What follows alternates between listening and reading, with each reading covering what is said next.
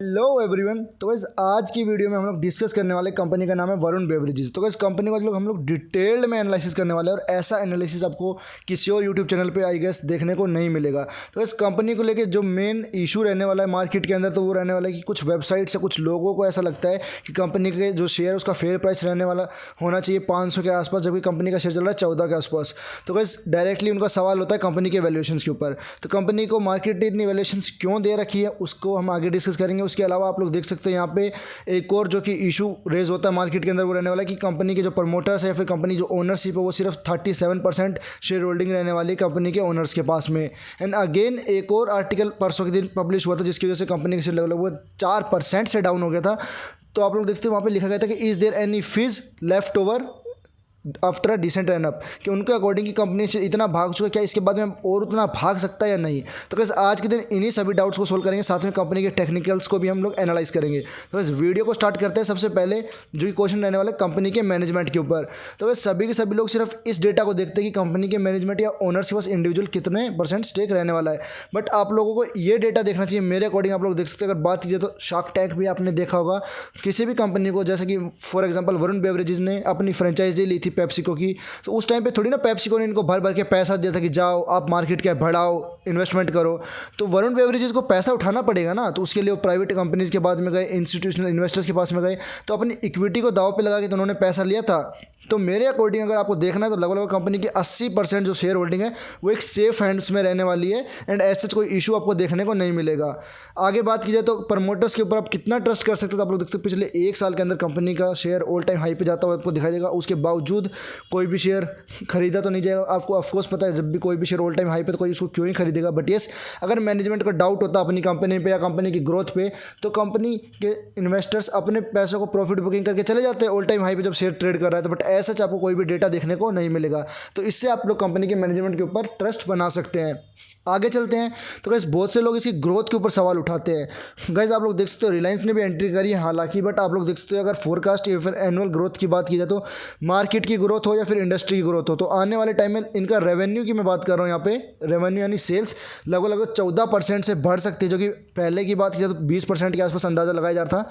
रिलायंस की एंट्री होने के बाद हमने या फिर मार्केट में इसकी एक्सपेक्टेशन थोड़ी सी कम हो चुकी है, बट यस गाइस 14% का रेवेन्यू ग्रोथ भी मेरे अकॉर्डिंग बहुत ज़्यादा है। अगर कंपनी अपने मार्जिन्स को इंप्रूव करती है इससे भी ज़्यादा तो आपको यहाँ से 20 से 25% की ग्रोथ देखने को मिल सकती है। वहीं आप लोग देख सकते हो अर्निंग या फिर एनुअल अर्निंग की ग्रोथ की बात की जाए तो आपको साफ साफ आपको देखने को मिलेगा कंपनी की कि 20% के लगभग आपको देखने को मिल सकती थी। फ्यूचर ग्रोथ की बात हो गई।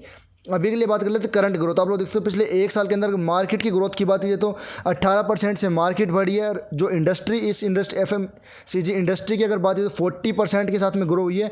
वहीं अगर VBL की बात की जाए तो आप लोग देख सकते हो 115% के साथ में कंपनी ने ग्रोथ दर्ज की है। तो बस ऐसी कंपनी ऐसी ग्रोथ होने के बावजूद अगर कोई वैल्यूएशंस पे सवाल उठाता है तो आई डोंट नो वो लोग क्या सोचते हैं।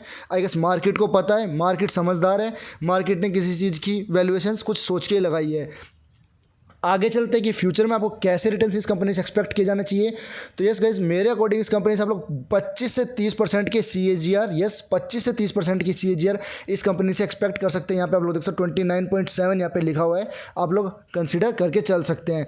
बात की जाए पिछले 5 साल की तो अपने शेयर होल्डर्स को पैसा आप लोग देख सकते हो 7% से ज़्यादा, यानी 7 गुना से ज़्यादा पैसा, मतलब 7 गुना से ज़्यादा 7x आपके पैसे को करके दिया इस कंपनी ने पिछले 5 साल के अंदर।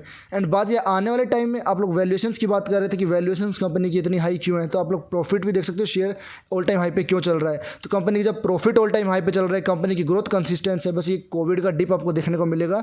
हालांकि कोविड में नेगेटिव में भी जा सकता था कि कोल्ड ड्रिंक्स एंड ऑल बहुत बिक्री कम हो चुकी थी, उसके बावजूद कंपनी लॉस में नहीं गई और कंपनी का प्रॉफिट ऑल टाइम हाई पे चल रहा है। तो I don't know why people expect कि कंपनी का शेयर नीचे मिलेगा आपको। एंड गर्मियों का सीज़न आने वाला है तो उसकी वजह से और सेल्स आपको बढ़ती हुई दिखाई देंगी। इसी वजह से आप लोग देख सकते हो FI का मेन मुद्दा क्या रहता है, FI को क्या चाहिए रहता है, FI को चाहिए रहती है ग्रोथ, और इस कंपनी के अंदर ग्रोथ भरपूर आने वाले टाइम में भी ग्रोथ मिल सकती है। उसी वजह से आप लोग देख सकते हो FI की तरफ से होल्डिंग आपको इंक्रीज होती हुई दिखाई देगी। 21% से होल्डिंग इंक्रीज होकर 26% हो चुकी है। वहीं अगर प्रॉफिट की बुकिंग की जाए तो DIs कंटिन्यूसली प्रॉफिट बुकिंग कर रही थी, हमने डिस्कस भी किया था। बट इस क्वार्टर में आप लोग देख सकते हो, यस मार्च वाले क्वार्टर में DIs की तरफ से भी एक अच्छी खासी बाइंग देखने को मिली है। क्यों? क्योंकि DIs को पता है गर्मी आने वाले हैं, उसके बाद अक्टूबर वाला क्वार्टर आएगा तो उसमें सेल्स अच्छी खासी बढ़ती हुई दिखाई देगी, तो कंपनी के प्रॉफिट्स बढ़ सकते हैं, शेयर यहाँ से भी मल्टीफोल्ड हो सकता है। बाकी आप लोग जितने भी न्यूज़ या आर्टिकल्स को देखते हो आई गेस अब आपके डाउट्स क्लियर हो गए कि कंपनी का शेयर की वैल्यूएशंस हाई क्यों है। अगर बात की जाए तो साथ में अगर बात की तो कंपनी का शेयर ऑल टाइम हाई पे क्यों ट्रेड कर रहा है, कंपनी के प्रॉफिट्स ऑल टाइम हाई पे है। एंड सेकेंडरी थिंग आप लोग देखते हो कंपनी के अंदर इन्वेस्टमेंट भी तो आ रहा है, एफआईज कॉन्टिन्यूसली बाइंग कर रहे हैं, नाउ डीआईज भी बाई कर रहे हैं, तो कंपनी के शेयर ऑल टाइम हाई पे आई डोंट नो फिर किस कंडीशन में होगा अगर इस कंडीशन पे नहीं होगा।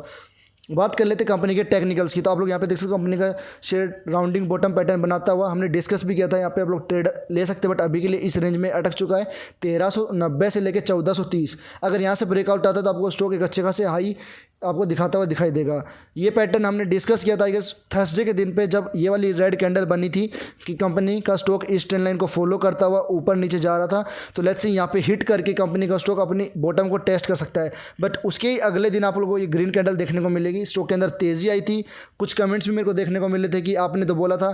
तो गाइस मैंने जो टेक्निकल्स बता रहे थे जस्ट वो डिस्कस किया था, टेक्निकल्स के अकॉर्डिंग कंपनी का शेयर एक बार नीचे आएगा फिर आई गेस ऊपर जाने की कोशिश कर सकते हैं। वही अब आप लोग देख सकते हैं टेक्निकल के अंदर आपको देखने को मिलेगा, अगेन इन्हीं लेवल से कंपनी का शेयर ऊपर जाता हुआ आपको दिखाई दे रहा है। 1430 का ये लेवल रहने वाला, जो कि येलो लाइन मैंने ड्रॉ करी, जो कि कंपनी का पिछला हाई रहने वाला है।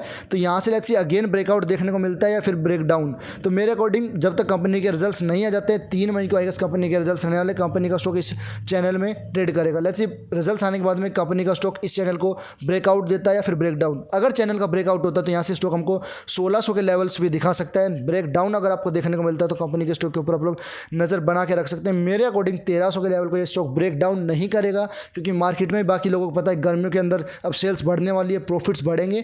तो अगर हल्का फुल्का मिस भी करता है मार्केट की एक्सपेक्टेशंस को तो ये शेयर मुश्किल से मेरे अकॉर्डिंग 1300 पे जा सकता है। शॉर्ट टर्म ट्रेडर्स इन लेवल के ऊपर ध्यान रख सकते हैं। आई होप वीडियो आपको इन्फॉर्मेटिव लगा होगा। मिलते हैं नेक्स्ट वीडियो में, till that take care, bye bye.